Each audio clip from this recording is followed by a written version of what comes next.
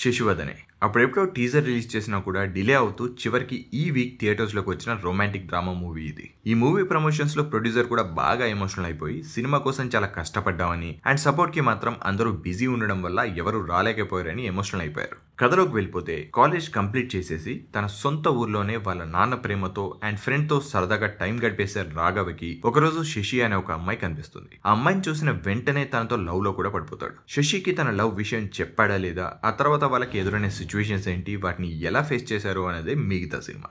ఈ స్టోరీ చెప్తుంటే ఇదేంటి ఎన్నో ఇయర్స్ గా ఎన్నో సినిమాలు చూసిందే కదా, ఇందులో కొత్త ఉంది అనిపిస్తుందా?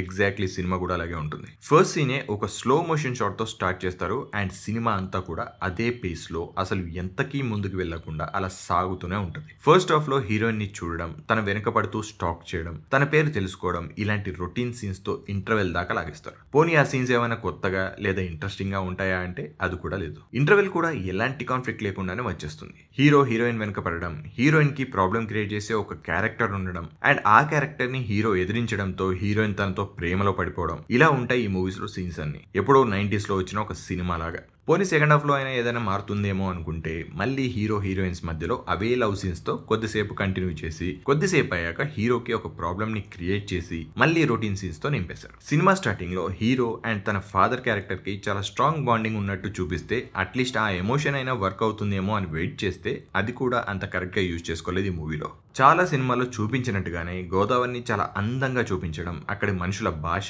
అమాయకత్వం, వెటకారం, ఇందులో కూడా దాని మీదే ఎక్కువ ఫోకస్ పెట్టి మిగతా వాటిని అంతగా పట్టించుకోలేదేమో అనిపిస్తుంది. చాలా సీన్స్ చాలా ఆర్టిఫిషియల్ గా కూడా అనిపిస్తాయి. ఇప్పుడు ఈ సీన్ రావాలి కదా అన్నట్టుగా కొన్ని సీన్స్ అయితే ఉంటాయి. ఇక క్లైమాక్స్ అండ్ ఎండింగ్ ఏదో కొత్తగా ఉంటది అని ఈ సినిమాని చేశారేమో కానీ దాని గురించి నేనైతే ఏం చెప్పను, అది మాత్రం మీరే చూడాలి. సింపుల్ గా చెప్పాలంటే కొంచెం హార్ష్ గా అనిపించిన సినిమా చూస్తున్నంత సేపు ఒక సీరియల్ చూస్తున్నామా అనే ఒక ఫీల్ వచ్చేలా ఉంటుంది. ఇక performances, hero Rakshit Atluri dialogue delivery and emotional scenes లో ఇంకా చాలా ఇంప్రూవ్ అవ్వాలి. మిగతా సీన్స్ లో పర్లేదు అనిపిస్తాడు. కోమలి ప్రసాద్ స్క్రీన్ మీద చాలా అందంగా ఉంది. తన స్టైలింగ్ అండ్ పర్ఫార్మెన్స్ కూడా ఓకే. హీరోకి ఫాదర్ గా చేసిన శ్రీమన్ గారు ఉండేది కొన్ని సీన్స్ అయినా తన ఎక్స్పీరియన్స్ తో ఇంప్రెస్ చేశారు. హీరో ఫ్రెండ్ గా చేసిన తను ఓకే. విలన్ గా చేసిన యాక్టర్ మాత్రం చాలా ఆర్టిఫిషియల్ గా అనిపిస్తాడు. రీల్స్ లో ఫేమస్ అయిన గుడిసెట్ యదోనండి అనే పిల్లోడు కూడా ఈ సినిమాలో చిన్న రోల్ చేశాడు. ఈ సినిమాలో రైటింగ్ మాత్రం చాలా వీక్ గా అనిపిస్తుంది. సీన్స్ ఏవి ఫ్రెష్ గా లేకపోవడం, అవసరం లేని మాస్ అండ్ కమర్షియల్ ఎలిమెంట్స్ తో ఎక్కడా కూడా ఇంట్రెస్ట్ వచ్చేలా అయితే లేదు.